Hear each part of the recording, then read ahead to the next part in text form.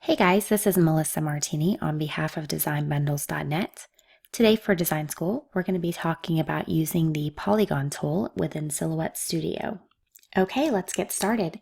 Go ahead and open up your Silhouette Studio program and look over here to the left-hand side of your screen. You'll see a rectangle in the box. Let's scroll all the way over to the right and click on the regular polygon. Now, once you click on your screen and pull, you'll see that it starts to draw this polygon shape.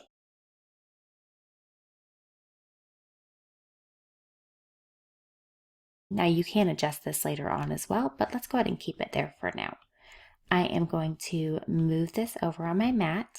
You'll notice here in the middle, let's zoom in just a bit. There is a slider. Now this slider adjusts the amount of sides that your polygon has. So if you slide it to the right, you'll see it adds one extra side each time. If you slide it to the left, you end up with a triangle and a square. You can go as far as going all the way over to a full circle. So just play around a little bit with that, trying to get the shape that you're wanting to use. Okay, now if we back out just a little bit, and you see as we go to draw the polygon on our mat, it just rotates full circle as I showed you before.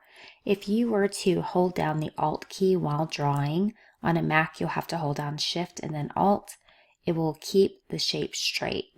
You also have these little nodes here at the bottom of the polygon shape that you're able to turn the shape with while keeping it proportionate to itself. So if you were to click on this node and you'll see these crosshairs come up, hold down the Shift key. As you turn it, it'll actually keep this side always going horizontal rather than just spinning freely like this. If we hold on Shift, you'll see that it locks it to like a horizontal position. Right here on the corner, it's going to always keep the corner pointing the same way. So if I just freely spin like this, you can see how it spins all the way. If I hold on Shift, it locks it to where it just turns like a turn each time. Okay, so once you get your polygon exactly like you want it to look, all you're going to do is right click and you will go down to convert to path. And now you have a shape that you can use and cut in any way you please. All right, guys, thank you for watching. If you have any questions or comments, please leave them in the comment section below.